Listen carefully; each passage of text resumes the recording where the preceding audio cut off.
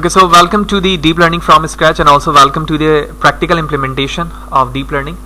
तो इस वक्त मैं कोलैब पर मौजूद हूँ। तो जैसे ही आप गूगल करते हैं, एज वी नो कि हम जो प्रैक्टिकल इम्प्लीमेंटेशन करने वाले हैं कोलैब पे करने वाले हैं, और प्रीवियस सेशन पे मैंने ब्रीफली बताया भी कि कोलैब या कोलैबोरेटरी हमें एक free Jupyter notebook environment provide करता है जहाँ पर रहते हुए आपको कोई सेटअप की ज़रूरत नहीं होती। आप बड़े आसानी के साथ क्लाउड बेस यहाँ पर तमाम अपने कोड को एग्जीक्यूट कर सकते हैं, और साथ ही साथ ना सिर्फ ये CPU बल्कि GPU and TensorFlow unit processing यानी TPU भी आपको प्रोवाइड कर रहा होता है। तो काम करने से पहले यानी जब आप कोलैब को इस्तेमाल करना चाहते हैं तो सबसे पहले आपको साइन अप करना होता है, लेकिन उससे पहले मैं कुछ इंपॉर्टेंट चीज़ मजीद बताते चलूँगा। जब आप इसके डाउनवर्ड नीचे आएंगे तो गेटिंग स्टार्ट के अंदर इन्होंने बिल्कुल इंपॉर्टेंट और बेसिक चीज़ें बताई हुई हैं जो हमारे कोर्स का प्रीरेक्विजिट भी है कि आपको पाइथन के हवाले से अच्छी नॉलेज होनी चाहिए। तो वो यहाँ पर कुछ ऑपरेशंस लाइन टू लाइन करके भी दिखा रहे हैं। नीचे आएंगे मजीद चीज़ें आपको यहाँ से दिखेंगी, लेकिन सबसे इंपॉर्टेंट पार्ट जो हमारा है वो वर्किंग विद डेटा है, क्योंकि आप जिस भी कोड को एग्जीक्यूट करना चाहोगे तो सबसे पहले इस बात की ज़रूरत है कि जिस डेटा सेट पे ऑल्दो वो इमेजेस का हो, साउंड का हो, टेक्स्ट का हो, तो सबसे पहले ज़रूरत ये होगी कि आप उसको अपलोड करो। ठीक है, जैसे हमें ज़रूरत ये होती है कि अगर मैं ड्राइव बेस काम कर रहा हूँ, जीमेल के अकाउंट से लॉगिन हो रहा हूँ, तो जो ड्राइव के अंदर आपके डेटा मौजूद होगा तो वो डायरेक्टली एक्सेस कर लेगा, और अगर नहीं मौजूद है तो हमें एक कोड की ज़रूरत होगी जिसके ज़रिए से हम क्या करेंगे, अपने लोकल मशीन के डेटा को कोलैब पर अपलोड करेंगे, देन उसके बाद जो भी है फर्दर प्रोसेस है वो हम उस पर वर्क कर पाएंगे। तो वर्किंग डेटा के अंदर आप देख रहे हो loading data, drive sheet and Google cloud storage है। इस पर आप जैसे क्लिक करेंगे एक सेपरेट टैब पर नोटबुक ओपन होगी और वहां पर आपको कुछ चंक ऑफ कोड मिलेंगे। ठीक है, तो डिफरेंट चंक ऑफ कोड हो सकते हैं, ये जैसे आपकी नीड पे डिपेंड करता है कि एक्चुअली आप किस चीज़ पे काम कर रहे हैं। जैसे मैंने पहले जिक्र किया कि मुझे एक फाइल अपलोड करने की ज़रूरत है, तो यहाँ पर ये जो कोड इन्होंने प्रोवाइड किया हुआ है ये वो कोड है जिसके ज़रिए से एग्जीक्यूट करने के बाद ये एक बटन शो करेगा चूज़ फाइल के लिए, और आप जिस लोकेशन से भी फाइल लेकर आएंगे तो वो यहाँ पर अपलोड कर देगा। जो भी उसका नाम होगा फर्दर आप डिफरेंट स्टेप्स पर उसे यूज़ कर पाएंगे और डिस्प्ले कर पाएंगे। इसी तरह डाउनलोडिंग फाइल करने के लिए लोकल मशीन पर उसकी कुछ एग्जाम्पल यहाँ पे दी हुई है, गूगल ड्राइव पर किन चीज़ों को आप इस्तेमाल कर सकते हैं एंड सो ऑन। जब आप इस पर आएंगे तो ब्रीफली पढ़कर उसको बेहतर तरीके से समझ सकते हैं कि एक्चुअली कौन सा चंक ऑफ कोड क्या काम कर रहा है। वही चीज़ यहाँ पर टेबल ऑफ कंटेंट में भी बताई जा रही है और कोड स्नैपेट्स पे भी बताई जा रही है कि आप क्लिक करने के बाद वो स्पेसिफिक कोड देख सकते हैं जिस चीज़ पर आपने काम करना है। जैसे मैंने क्लिक किया तो आप देख रहे हैं इंसर्ट का ऑप्शन आ रहा है। आप जैसे क्लिक करेंगे उस जगह पर वो कोड इंसर्ट हो जाएगा जहां पर आपको वो कोड चाहिए। यानी फॉर एग्जांपल अगर मैं लॉगिन हुआ हूं और वहां पर मुझे वो कोड चाहिए तो आप डायरेक्टली यहाँ पर क्लिक टू जंप करवा सकते हैं अपने नोटबुक पर जहां पर अब वो कोड की ज़रूरत है। लिहाजा अब मैं साइन अप करता हूँ कोलैब पर और उसके बाद मैं यहाँ पर लॉगिन होऊंगा और आप अपने जो भी आईडी आप यूज़ कर रहे हैं ईमेल की, आप उसके ज़रिए से इसमें लॉगिन होंगे। ओके, तो आप जैसे लॉगिन होंगे, जैसे आप अपना पासवर्ड एंटर करेंगे तो इस तरह की इमेज आपके सामने होगी और ये इस बात को इंडिकेट कर रही है कि क्लासिफिकेशन ANN अनटाइटल्ड के नाम से जो फाइल बनी हुई है ये ऑलरेडी मैं बना चुका हूँ। आप जैसे ही फर्स्ट टाइम ओपन करेंगे तो ये चीज़ें ब्लैंक आएंगी। उसके बाद नीचे आप देख रहे हैं न्यू पाइथन 3 नोटबुक या फिर 2 पे क्लिक करके आप जिस पे भी काम करना चाहते हैं उस पर चूज़ कर सकते हैं। एज वी नो कि लेटेस्ट वर्जन 3 है, तो हम इस पर जब क्लिक करेंगे तो एक सेपरेट ब्लैंक पेज हमारे पास आ जाएगा और उस पेज पर जो भी स्पेसिफिक आप काम करना चाहते हैं स्क्रैच से वो आप उसमें कर सकते हैं। जैसे मैंने क्लिक किया अनटाइटल के नाम से ये पेज बन चुका है। IPYNB हमारे जुपिटर नोटबुक का एक्सटेंशन है। अनटाइटल पर डबल क्लिक करने के बाद आप जिस नाम से भी चाहें इसे रीनेम कर सकते हैं। जैसे मैंने यहाँ पर ANN क्लासिफिकेशन कर दिया और उसके बाद आप एंटर प्रेस करेंगे और जो नीचे हमारे लाइन है उस पर आप लाइन टू लाइन जिस तरह से जुपिटर नोटबुक के अंदर आप करते हैं, फॉर एग्जाम्पल मैंने फ्रेंड लिखा और लिख दिया मैंने hi Fahad Hussain, shift enter to execute. जैसे शिफ्ट एंटर टू एग्जीक्यूट करेंगे आप इन प्रोसेस और उसकी कुछ देर बाद जो है आपका आउटपुट डिस्प्ले होकर आपके सामने दिखना शुरू हो जाएगा। अच्छा, जिस तरह से कोड स्नैपलेट के हवाले से मैंने स्टार्टिंग पे बताया तो वो चीज़ यहाँ पर मौजूद है। आप एरो की के जरिए से उन तमाम को यूज़ कर सकते हैं, तो वो यहाँ पर मौजूद है और उसके सेक्शन भी बन सकते हैं। तो इसको हमें हमारे इस वक्त ज़रूरत नहीं है, तो लिहाजा मैंने इसे कैंसिल कर दिया। तो इस वक्त जो ANN क्लासिफिकेशन पर जिस चीज़ पर हम काम करने जा रहे हैं वो हमारा बाइनरी आउटकम है। ऑल्दो इसके बाद नेक्स्ट सेशन पे जाएंगे तो हम मल्टीपल जो बाइनरी के अलावा हमारे पास ऑप्शन मौजूद हैं जहाँ पर मल्टीपल क्लासिफिकेशन की टेक्निक को इस्तेमाल किया जाएगा, उसको भी हम उस पर भी काम करेंगे। तो सबसे पहले मैं आपको एक डेटा सेट दिखाता हूँ। तो ये काफ़ी फेमस डेटा सेट है और आपको बड़े आसानी के साथ UCI रिपोजिटरी के अंदर भी ये डेटा सेट मिल जाएगा, जो बड़ी फेमस डेटा सेट की वेबसाइट है। इस डेटा साइट या डेटा सेट को हम ब्रेस्ट कैंसर डेटा सेट कहते हैं, जो काफ़ी फेमस है। और इस डिजीज़ के अंदर हमारे पास जो आइडेंटिफिकेशन है वो बाइनरी आउटकम है। एक हमारे पास मैलिग्नेंट है और उसके बाद एक बेनान है, जिसको हम यहाँ पर M या फिर B से रिप्रेजेंट करते हैं। ठीक है। तो शॉर्टली यहाँ पर बी या एम से ये डिजीज के दो आइडेंटिफिकेशन नेम्स लिखे हुए हैं, बी और एम। तो मैं कह सकता हूँ कि इस वक्त डायग्नोसिस का जो पैरामीटर है हमारा वो यहाँ पर डिपेंडेंट वेरिएबल है, और रेस्ट ऑफ दी जितने वेरिएबल्स हैं यहाँ पर, रेडियस है, टेक्सचर्स हैं एंड सो ऑन, जितने भी यहाँ पर पैरामीटर्स हैं वो तमाम हमारे क्या हैं, इंडिपेंडेंट वेरिएबल हैं। और हमारे पास जो लास्ट वेरिएबल है आप देख रहे हैं वो यहाँ पर मौजूद है, ठीक है। तो ये तमाम डिफरेंट वेरिएबल्स हैं जो यहाँ पर काम कर रहे हैं और जिनके बेस पर हम क्या कर रहे होंगे, या फिर बी या फिर एम, या आसान लफ्जों में कहूँ तो 0 या फिर 1 प्रेडिक्ट कर रहे होंगे। तो लिहाजा मैं अब उस चंक ऑफ कोड को, यानी जो ऑलरेडी मैंने एग्जीक्यूट किया हुआ है, वो मैं यहाँ शो करूंगा। ऑल्दो जो हमारे क्लास यानी ANN की स्पेसिफिक कोड होगी वो मैं लाइन टू लाइन एग्जीक्यूट करके दिखाऊंगा, ताकि वहां पर हमें बात समझने की जरूरत हो, और साथ ही साथ जो है हम कम ड्यूरेशन के अंदर वो काम कर सकें, जिस काम के हवाले से हमने इंट्रोडक्शन पार्ट में डिस्कस किया कि हमारे पास डेटा सेट क्या है और उसमें हम आर्टिफिशियल न्यूरल नेटवर्क को इंप्लीमेंट करने वाले हैं। ओके, तो जो जिस कोड पर मैंने सेपरेटली वो काम कर रखा है वो यहाँ पर मौजूद है, ठीक है। फाइल ओपन करने का तरीका बड़ा आसान होता है। आप फाइल पे जाएंगे, ओपन नोटबुक पे जाएंगे, जो आपकी मशीन पर यानी कोलैब के इन्वायरमेंट पे क्लाउड पर बनी हुई है, वो यहाँ से आप क्लिक करके ओपन कर सकते हैं, जो मैंने ओपन किया हुआ है। इसके अलावा कुछ यहाँ पर आउटपुट आप ऑलरेडी डिस्प्लेड देख रहे हैं। तो इसको खत्म करने का एक तरीका ये है कि आप एडिट पर आएं और यहाँ लिखा हुआ क्लियर ऑल आउटपुट्स, मैंने इस पर क्लिक किया, तमाम जितने आउटपुट्स थे वो क्लियर हो चुके हैं। कोड को समझते हैं। तो सबसे पहले मैंने आपको शो किया था जो ड्राइव बेस था, जिसके जरिए से आप डेटा को क्या कर सकते हैं, अपनी मशीन पर अपलोड कर सकते हैं। वो यहाँ पर कोलैब का अपना कोड है, लिहाजा इससे हमें कोई ज्यादा इतने फिक्र की बात नहीं है, क्योंकि ये सिर्फ और सिर्फ कोलैब के सपोर्टिव के लिए, जिसके जरिए से आप अपनी फाइल को अपलोड कर सकते हैं। तो मैं शिफ्ट एंटर टू एग्जीक्यूट करता हूँ ताकि मैं अपनी फाइल को इस पर अपलोड करवा सकूँ। तो ये हमारे पास चूज फाइल का बटन यहाँ पर अपेयर हो गया, मैंने इस पर क्लिक किया। क्लिक करने के बाद मैं डेस्कटॉप पर आता हूँ और हमारे पास डेटा की नाम से वो फाइल है, मैंने उसे चूज किया, data.csv कॉमा सेपरेटेड फाइल, जो मैं आपको ऑलरेडी दिखा चुका हूं। उसके बाद जो नीचे चंक ऑफ कोड है, ये जो हमारे पास पैंडास का या इनपुट आउटपुट का जो डेटा जो फाइल है जिसको हम इंपोर्ट करते हैं, उसके हम हेड फाइल को देख सकते हैं, यानी कि जो 5 रॉस के डेटा हैं। ऑल्दो आप हेड के अंदर यूनिट लिखने के बाद इतने ही नंबर्स ऑफ रॉस देख भी सकते हैं, लेकिन यहाँ पर देखने की वजह सिर्फ और सिर्फ ये है ताकि हम सेपरेटली देख सकें जो हमारी फाइल है वो सक्सेसफुली ना सिर्फ अपलोड हो चुकी है, बल्कि उसके तमाम जो एट्रीब्यूट हैं वो भी हमें दिख रहे हैं। तो शिफ्ट एंटर टू एग्जीक्यूट किया मैंने, और यहाँ पर आप देख रहे हो कि यहाँ पर मैंने अपने उसी फाइल का नाम लिखा है जिसे मैंने एग्जीक्यूट अपलोड किया था। और आप देख रहे हैं कि जिस फॉर्मेट पे मैंने आपको CSV यानी एक्सेल के फॉर्म पर वो चीजें दिखाई थी, उनके 5 एट्रीब्यूट्स यहाँ पे दिख रहे हैं और तमाम एट्रीब्यूट्स यहाँ पर आ चुके हैं। और यहाँ पर जो लास्ट एट्रीब्यूट है अननेम 32, जो कि आप देख रहे हैं NaN which mean not a number लिखा आ रहा है, तो सबसे पहले तो जरूरत इस बात की भी है कि इस एट्रीब्यूट को भी यहाँ से डिलीट किया जाए, क्योंकि इसकी कोई स्ट्रेंथ नहीं है। ऑल्दो इसके अलावा जितने भी हमारे एट्रीब्यूट हैं वो तमाम इंडिपेंडेंट वेरिएबल हैं, और यहाँ पर जो डिपेंडेंट वेरिएबल है वो डायग्नोसिस है, जिसमें हम M या फिर B क्या कर रहे हैं, प्रेडिक्ट करवाएंगे इन फ्यूचर, जो कि मैलिग्नेंट या फिर बयान के नाम से डिजीज को शो कर रहा है। तो इनकी क्वांटिटी जानने के लिए यहाँ पर एक कोड लिखा गया है, ठीक है, जो सीबॉर्न हमारे पास ग्राफिकल विजुअलाइजेशन की लाइब्रेरी है, उसके जरिए से सिर्फ और सिर्फ मैं ये चाह रहा हूँ कि जो क्वांटिटी ऑफ बी और क्वांटिटी ऑफ एम है, ठीक है, मेरे डेटा सेट पे, वो मुझे क्वांटिटी भी पता चले और उसकी विजुअलाइजेशन भी हो जाए, ठीक है, फॉर बेटर अंडरस्टैंडिंग। तो इसके लिए यहाँ पर एक सिंप्लीफाइड कोड लिखा हुआ है। तो शिफ्ट एंटर टू एग्जीक्यूट करके मैं उसकी क्वांटिटी देख लेता हूँ और साथ ही साथ विजुअलाइजेशन भी। तो आप बड़े आसानी के साथ समझ सकते हैं कि यहाँ पर बेयान की क्वांटिटी क्या है और मैलिग्नेंट की क्वांटिटी यहाँ पर दिखाई जा रही है और उसको विजुअलाइजेशन के फॉर्म पे भी दिखाया जा रहा है। उसके बाद आगे चलते हैं।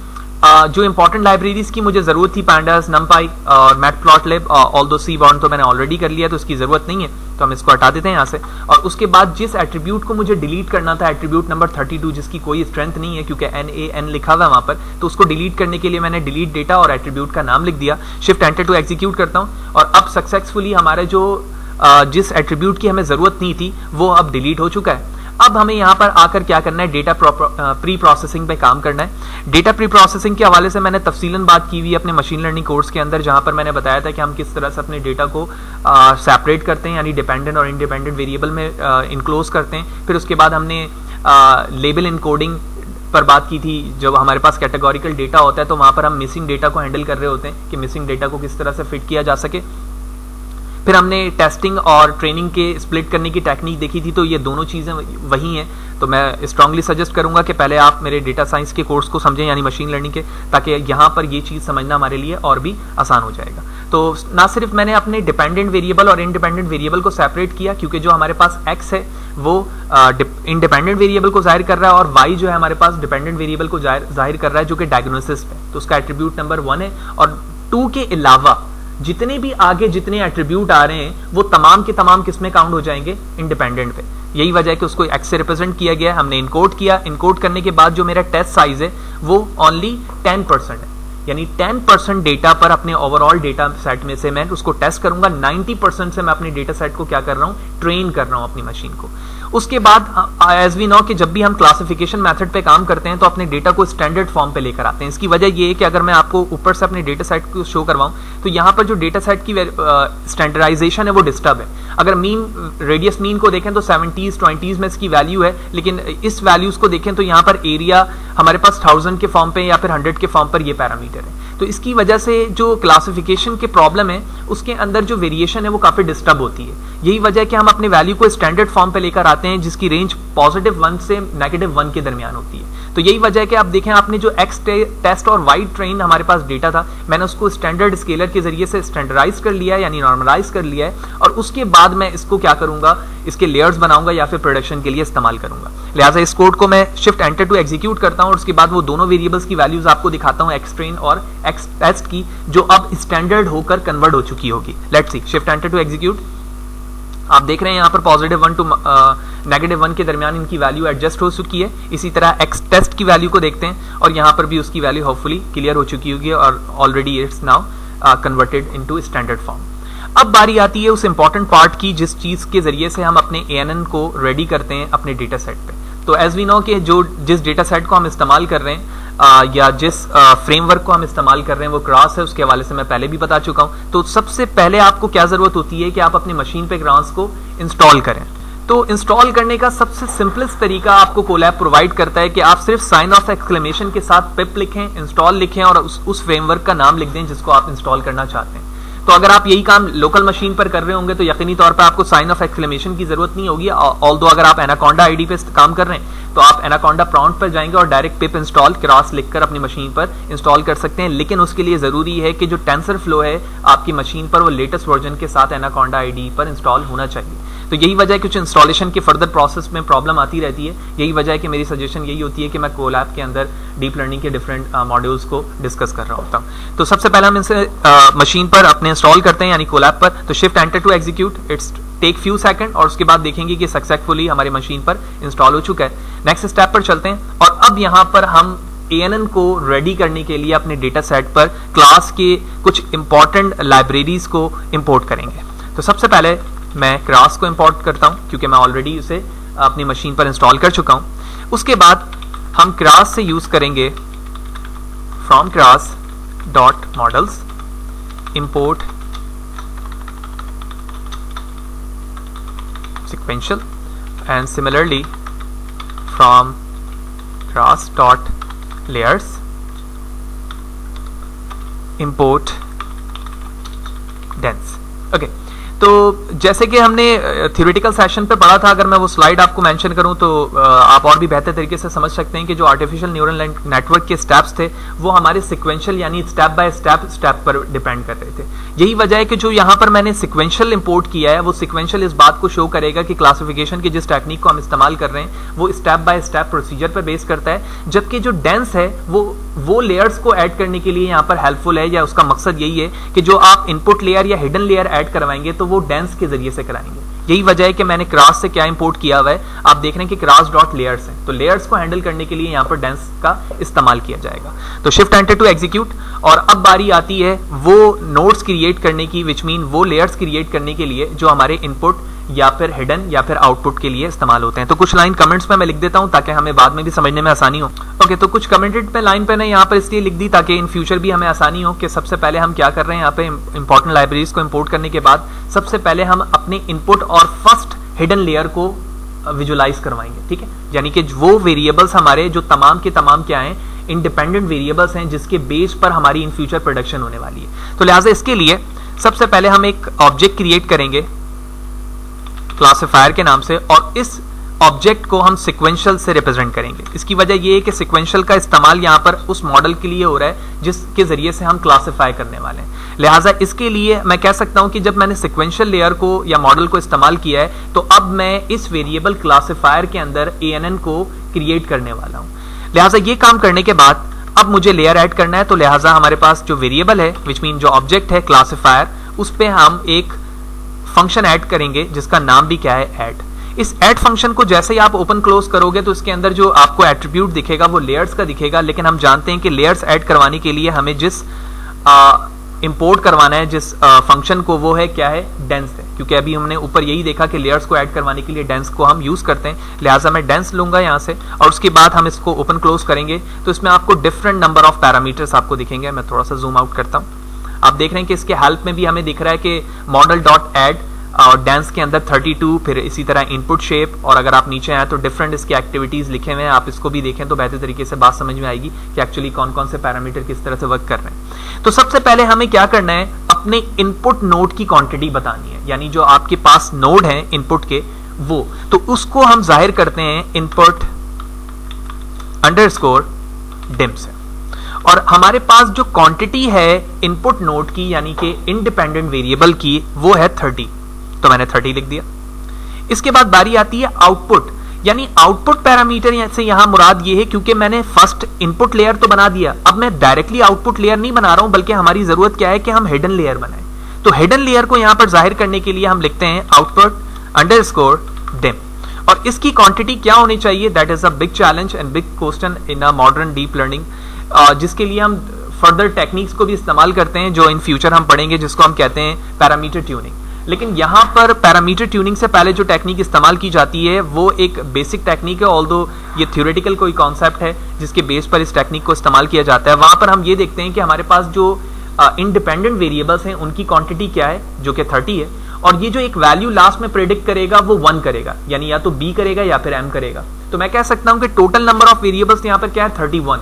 जब 31 को जब हम डिवाइड करेंगे 2 से तो यकीनी तौर से 15.5 समथिंग वैल्यू आएगी। अगर मैं इसको राउंड कर दूं तो इसकी वैल्यू 16 बन जाएगी। तो ये एक बेसिक टेक्निक है कि मैं कह सकता हूं कि जो हमारे पास आउटपुट डिम यानी हिडन लेयर की क्वांटिटी होगी वो इस टेक्निक के एतबार से 16 होगी। उसके बाद बारी आती है इनिशियलाइजेशन की। तो इनिशियलाइजेशन से मुराद ये है कि एक्चुअली जिस लेयर पे आप वैल्यू लिखना चाह रहे हैं वहां पर आपकी क्वांटिटी क्या होगी, ठीक है, किसकी, वेट की वैल्यू क्या होगी। क्वांटिटी तो ऑल्दो हमने बता दिया, तो वेट की वैल्यू यहां पर रिप्रेजेंट करने के लिए हम यूनिफॉर्म डिस्ट्रीब्यूशन को यूज करते हैं जो यूनिफॉर्मली वैल्यू को हैंडल करता है, और यूनिफॉर्मली हैंडल करने के बाद वो वैल्यूज डिसाइड कर रहा होता है नियर टू 0। यही वजह है कि यहां पर हमने इनिट की वैल्यू यूनिफॉर्मली है। उसके बाद बारी आती है एक्टिवेशन फंक्शन की। एज वी नो कि एक्टिवेशन पर जो हम अपने हिडन लेयर पर होते हैं तो वहां पर हम रीलो का इस्तेमाल करते हैं, तो हम यहां लिखेंगे रीलो एंड दैट्स फिनिश। तो इसके साथ ही हमारा फर्स्ट जो इनपुट लेयर था विथ हिडन लेयर वो रेडी हो चुका है। लेकिन एप्रोप्रिएट मैनर ये है कि सबसे पहले आप यहां पर आउटपुट लेयर लिखें और लास्ट में आप इनपुट लेयर लिखें। तो ब्रीफली अगर मैं बात करूं तो मैंने सबसे पहले यहां पर यह बताया डेंस लेयर को ऐड करते हुए कि हमारे पास इनपुट लेयर की क्वांटिटी 30 है, जबकि जो हिडन लेयर है उसकी क्वांटिटी 16 है। हम यहाँ पर यूनिफॉर्म डिस्ट्रीब्यूशन को इस्तेमाल कर रहे हैं वेट को एडजस्ट करने के लिए उसकी वैल्यू, और उसके बाद जो एक्टिवेशन फंक्शन होगा वो रीलो होगा। सेम लॉजिक इस्तेमाल करेंगे सेकंड के लिए, लिहाजा मैं सेम लाइन को कॉपी करता हूँ। कॉपी करने के बाद एडिंग द सेकंड लेयर पर आता हूँ। एज वी नो कि सेकंड लेयर पे हमें इनपुट की जरूरत नहीं होगी, क्यों, क्योंकि ये ऑलरेडी ही हिडन के पास से आया है, सेकंड हिडन लेयर करवा रहा हूँ, तो वहां पर हम यहाँ से इनपुट को हटा देंगे और जो हमारे पास क्वांटिटी है वो 16 सेकंड में भी वैसे ही रहेगी, क्योंकि हम मल्टीपल हिडन लेयर बना रहे हैं। तो इस वक्त मैंने 2 हिडन लेयर बनाए, एक में 16 है और सेकंड में भी 16 है, बाकी कोड में कोई चेंजेस की जरूरत नहीं। उसके बाद बारी आती है हमारे पास आउटपुट लेयर की। एज वी नो कि आउटपुट लेयर के अंदर जो हमारी प्रोडक्शन होगी वो 1 आउटपुट पे होगी, यानी बी या फिर एम। लिहाजा इसके लिए हम सेम कोड को यहाँ पे कॉपी पेस्ट करते हैं, लेकिन अब जो चेंजेस करने की जरूरत है वो आउटपुट डिम पर है। तो आउटपुट डिम की क्वांटिटी अब क्या हो जाएगी, 1, ठीक है।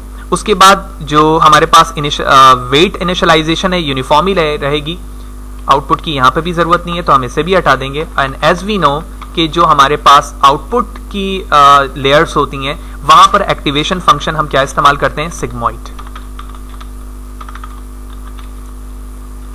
जूम आउट करता हूं और अगर मैं आपको स्लाइड से मेंशन करूं तो आप और भी बेहतर तरीके से आपको बात समझ में आएगी। और अगर आपको याद होगा कि हम अपने आउटपुट पे सिग्मॉइड फंक्शन इस्तेमाल करते थे, और ये वही लेयर है जिस पे मैंने सिग्मॉइड का नाम लिखा है, और ये वो लेयर है हिडन जिसके अंदर हम रीलो इस्तेमाल करते हुए आ रहे थे। यही वजह है कि प्रैक्टिकली वर्क पे भी मैंने यहाँ पर सिग्मॉइड लिखा है। ओके, तो ये चीज हम कर चुके हैं, लिहाजा अब मैं इसे एग्जीक्यूट करता हूँ, shift enter to execute. And let's see. Okay, end of the line is something wrong, तो यहाँ पर हमने कोटेशन क्लोज नहीं की है। Let's see again, shift enter to execute and it's no. Okay, now it's done. Spelling में एक mistake थी, रीलो की स्पेलिंग गलत थी, वो मैंने सही कर दिया और उसके बाद आप देख रहे हैं कि इसकी एग्जीक्यूशन सक्सेसफुली हो चुकी है। ओके, इसके बाद मुझे मजीद कोड लिखने की जरूरत है जहां पर हम अपने कंपाइल को एनएन के लिए रेडी करेंगे और उसके बाद फिटिंग करेंगे अपने ट्रेनिंग सेट पर, किसको, अपने क्लासिफायर को, जिसको हमने डेंस लेयर के जरिए से यानी क्रास के जरिए से ट्रेन करवाया। लिहाजा इसके लिए मुझे मजीद लाइन ऑफ कोड चाहिए। इसके लिए आप इंसर्ट पर आओगे, कोड पे क्लिक करोगे, एक लाइन ऑफ कोड यहाँ पर हो गई। इसी तरह एक और दफा मैं कोड करता हूँ, 2 लाइन ऑफ कोड आ गई। लिहाजा अब यहाँ पर समझते हैं। वाज़ेह है, अभी तक हमने जो ANN की लेयर्स थी वो तीनों लेयर्स रेडी कर ली हैं। अब लेयर्स रेडी करने के बाद बारी इस बात की है कि एक्चुअली अपने क्लासिफायर को आप कंपाइल करेंगे कि एक्चुअली वो किस तरह से ऑप्टिमाइज वेट को यूज करेगा, उसके पास लॉस फंक्शन क्या होंगे और वो किस तरह से एक्यूरेसी को शो करेगा। लिहाजा इसके लिए मैं लिखता हूं क्लासिफायर डॉट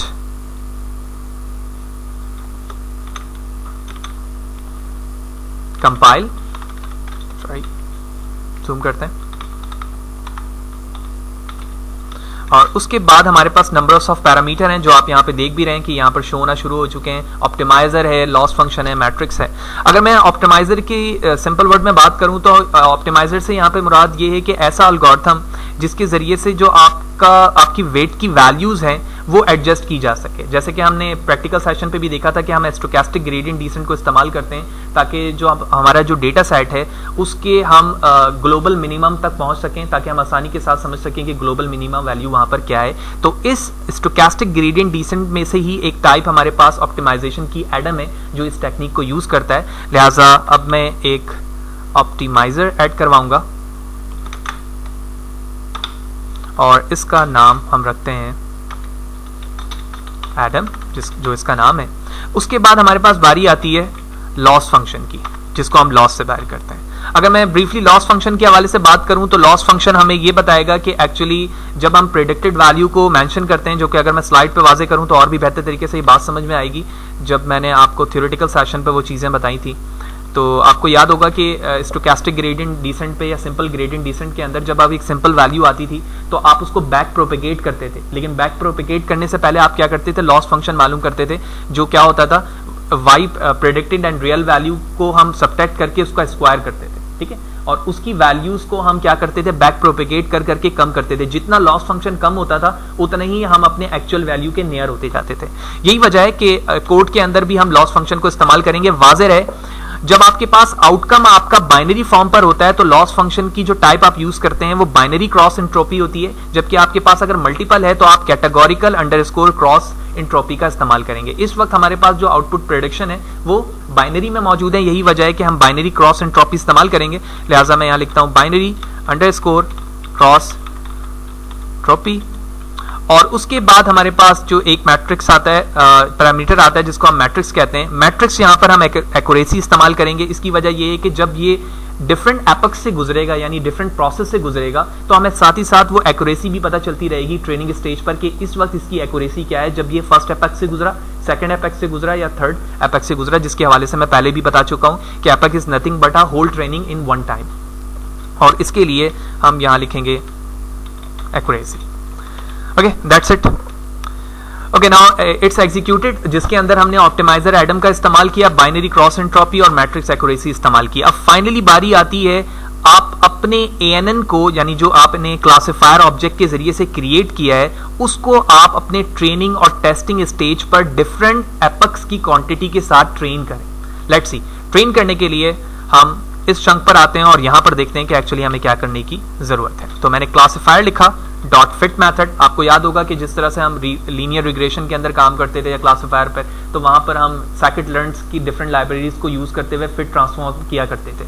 तो यहां पर भी बिल्कुल वैसा ही मेथड है लेकिन लिटिल बिट चेंज। तो मैंने फिट कॉल किया, उसके बाद जिन जिन वेरिएबल की जरूरत है आप यहां पर देख रहे हैं, इसके नंबर्स ऑफ पैरामीटर हैं, इसमें एपक्स की क्वांटिटी लिखी हुई है, बैच साइज लिखा हुआ है। तो सबसे पहले हम अपने उन वेरिएबल्स को कॉल करेंगे जिन वेरिएबल के बेस पर हमें ट्रेनिंग करवानी है। तो मैंने X train comma Y train,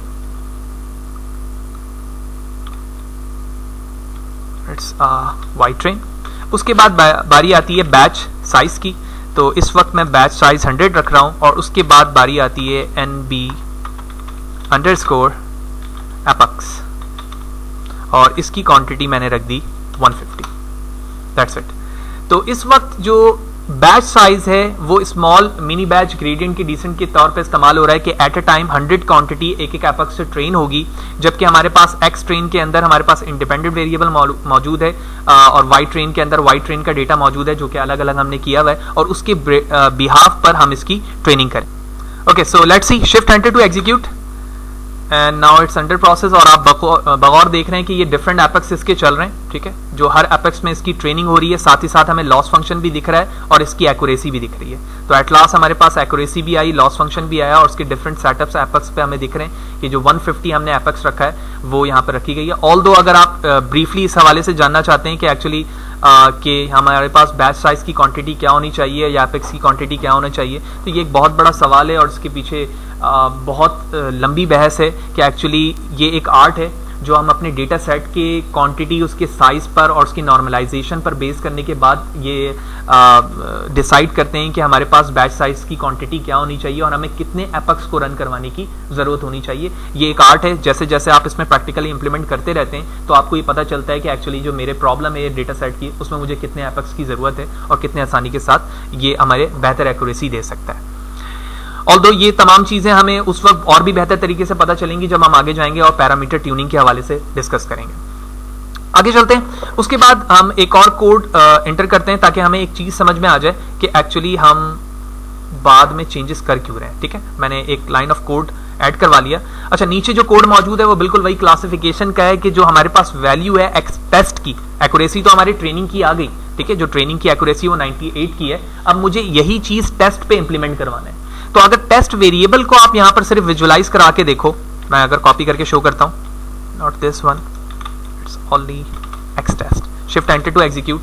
तो एक्स टेस्ट के अंदर जो क्वांटिटी है हमारी वो डिफरेंट है, ठीक है ना, क्योंकि ये वैल्यूज पे मौजूद है। तो क्यों ना हम प्रिडिक्शन जब कर रहे हैं क्लासिफिकेशन पे 0 एंड 1 की, तो मैं इसको बूल फॉर्म पे कन्वर्ट कर दूं, यानी बूलियन पर। तो बूलियन पे कन्वर्ट करने से फायदा ये होगा कि है हमारे पास एक थ्रेशोल्ड वैल्यू है कि अगर 0.5 से ज्यादा है तो उसको ट्रू कर दो या फिर फॉल्स कर दो। तो इस तरह से हमारे पास जो फाइनल आउटपुट आएगा वो ट्रू और फॉल्स के फॉर्म पर आएगा, जिसकी विजुअलाइजेशन देखने में भी हमारे लिए आसान हो जाएगी। तो यही वजह है कि नीचे जो कोड ऑफ चंक मौजूद है, मैंने यहाँ पर एक वेरिएबल वाई प्रेडिक्ट को लेते हुए वाई टेस्ट को क्या कर दिया है, बूल फॉर्म पे कन्वर्ट करा दिया है with respect to the threshold value 0.5। Let's see, shift enter to execute करता हूं और अब इसकी वैल्यू हमें ट्रू फॉल्स में कन्वर्ट हो चुकी है। लिहाजा अब हम जंप करेंगे अपने कंफ्यूजन मैट्रिक्स में, जहां पर हम बेहतर तरीके से एक्यूरेसी इसकी देख सकते हैं कि एक्चुअली जब मैंने ANN के अंदर 30 इनपुट जो हमारे पास इनपुट लेयर थे और 2 हमारे पास हिडन लेयर हैं 16 न्यूरॉन्स के, उसके बिहाफ पर हमने ट्रेनिंग करवाई एडम ऑप्टिमाइजर को यूज करते हुए और बैच साइज 100 और एपेक्स 150 रखा। तो हमारे पास confusion matrix with respect to result क्या आ रहे हैं। शिफ्ट एंटर टू एग्जीक्यूट करते हैं और उसके बाद आप डायरेक्टली चाहें तो CM की वैल्यूज को देख सकते हैं, क्योंकि मैं